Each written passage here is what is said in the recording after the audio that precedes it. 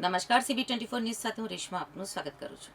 અમદાવાદના ચાંદખેડાના મારુતિ પ્લાઝામાં ઢોસા ખાધા બાદ બે બાળકીના શંકાસ્પદ મોત થવાની ઘટનામાં રોજ નવા ટ્વિસ્ટ આવી રહ્યા છે. પોલીસે ભાવનાની ઘરે તપાસ કરતા ત્યાંથી અનેક ડાયરી મળી છે, જેમાં પુત્ર પ્રાપ્તિ માટે પ્રાર્થના કર્યો હોવાનો ઉલ્લેખ મળી આવ્યો છે. તેમાં શિવ મંદિરની માનતા પણ રાખી હતી. તેને મિશ્રી નામની એક પુત્રી હતી અને બીજી દીકરીનો પણ જન્મ થયો એ પહેલાંની આ ડાયરી છે. આ કેસમાં પારિવારિક ઝઘડા, આર્થિક સંકળામણ અને પુત્ર પ્રાપ્તિની ઈચ્છા કે અન્ય કોઈ કારણ હોઈ શકે છે. હાલ હોસ્પિટલમાં સારવાર લઈ રહેલા બાળકીના પિતા વિમલ પ્રજાપતિ અને માતા ભાવનાના બ્લડ રિપોર્ટમાં એલ્યુમિનિયમ ફોસ્ફેટ નામનું ઝેરી તત્વ મળ્યું છે.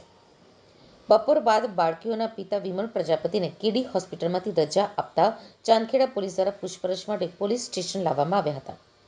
પોલીસ પૂછપરછ દરમિયાન બાળકીઓના પિતાનું બીપી હાઈ થઈ જાય છે. પોલીસને પરિવાર ઉપર જ શંકાઓનું સૂત્રો જણાવી રહ્યા છે. વર્ષ 2024માં બાળકીઓના પિતા મુંબઈ મોડેલિંગ માટે નીકળ્યો હતો. આ અંગે પીઆઈ જયેશ મકવાણાએ જણાવ્યું હતું કે વિસેરાનો રિપોર્ટ આવવાનો બાકી છે. તેમજ કેડી હોસ્પિટલમાંથી માતા પિતાના બ્લડ સેમ્પલ લઈ NFSU મોકલવામાં આવ્યા હતા. ત્યારબાદ બ્લડમાં એલ્યુમિનિયમ ફોસ્ફેટ અને ઝીંકની હાજરી મળી હતી. કયા કારણોસર તેની માત્રા વધારે છે તે બાબતે પણ ડોક્ટરનો અભિપ્રાય મેળવી આગળની તપાસ કરાશે. ઘનશ્યામ ડેરીના કર્મચારીઓ અને માલિકના નિવેદનો ઉપરથી ફલિત થાય છે કે ખીરું ખાવાથી કોઈ આડઅસર થઈ નથી. ખીરાથી અસર થઈ છે અથવા તો ઘરમાં કોઈ સમસ્યાના કારણે આ પગલું ભર્યું છે તે બંને એંગલથી તપાસ કરવામાં આવી રહી છે. ઘરના સદસ્યોમાં બાળકીઓના દાદા ગૌરીશંકરજી અને દાદી કુસુમ તેમજ તેના વેવાઈ એમ તમામની પૂછપરછ ચાલુ છે. FSLનો રિપોર્ટ આવ્યા બાદ જ બાળકીના મોત કયા કારણોથી થયું છે તે સ્પષ્ટ થશે. વિમલ પોતાના નિવેદનમાં જણાવ્યું હતું કે 27 માર્ચ 2026ના રોજ ઘઉંમાં નાખવા માટે સેલ્ફોસની 10 પડીકી રામનગરથી લઈને આવ્યો હતો, જેનો ઘરના ઘઉંમાં ઉપયોગ કર્યો હતો. તેણે 8 પડીકીનો ઉપયોગ કર્યો હતો અને 2 પડીકી વધારાની પડી રહી હતી. દવાની અસર અલગ અલગ હોય છે. એમાં ઊંઘ આવવી એક પ્રકારની અસર છે, પરંતુ એક ડૉક્ટરનો અભિપ્રાય જરૂરી છે.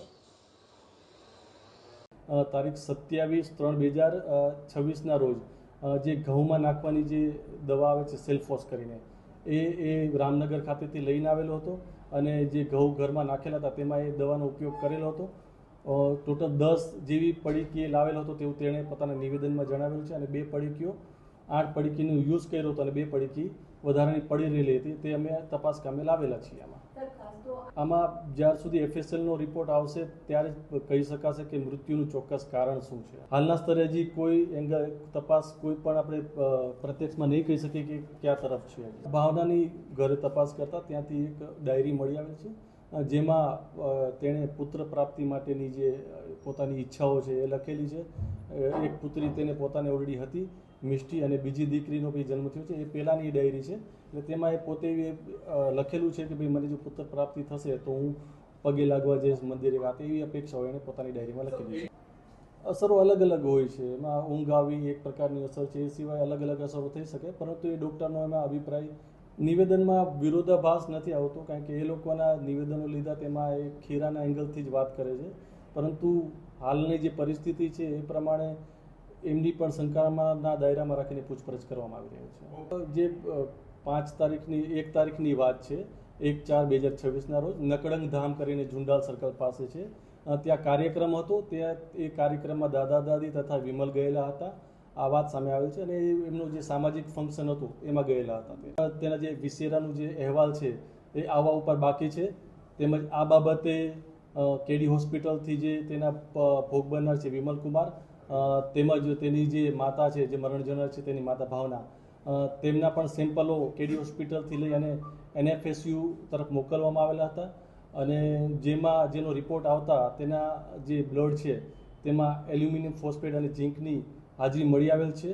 આ બાબતે જે આ કયા કારણોસર આની માત્રા વધારે છે તે બાબતે પણ ડૉક્ટરશ્રીનો અભિપ્રાય મેળવી અને આગળની તપાસ ચાલુમાં છે. હાલે જે ઘનશ્યામ ડેરી છે તેના જે માલિક છે તેમજ તેના જે કર્મચારીઓ છે તેના નિવેદનો મેળવેલ છે. તેમજ જે 1 તારીખે જે વિમલ કુમાર છે એ ત્યાંથી ખીરું લાવ્યા હતા અને ત્યારબાદ જે બનાવ બનેલો હતો, તો 1 તારીખે ઘનશ્યામ ડેરીના જે પણ CCTV ફૂટેજ છે તે મેળવી અને કોણ કોણ લોકો ત્યાંથી ખીરું લઈ ગયેલા હતા તેમના નિવેદનો મેળવવામાં આવેલ છે. પરંતુ તેમના જે નિવેદન છે એના ઉપરથી એ ફલિત થાય છે કે તેમને કોઈ પણ ખીરું ખાવાથી કોઈ આડઅસર થઈ નથી.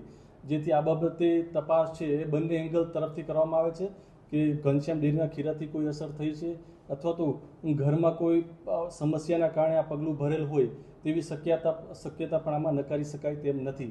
જેથી બંને એંગલ બાબતે હાલે તપાસ ચાલુ છે. તેના જે ઘરના સદસ્યો છે તેમની પણ સઘન પૂછપરછ ચાલુ છે અને યુક્તિ પ્રયુક્તિથી તેમના જે વિમલ કુમાર છે, ભાવના છે, ગૌરીશંકર જે તેમના દાદા છે, કુસુમ કરીને જે તેમની દાદી છે, તેમજ તેના જે વેવાય છે એ તમામની પૂછપરછ હાલમાં ચાલુ છે.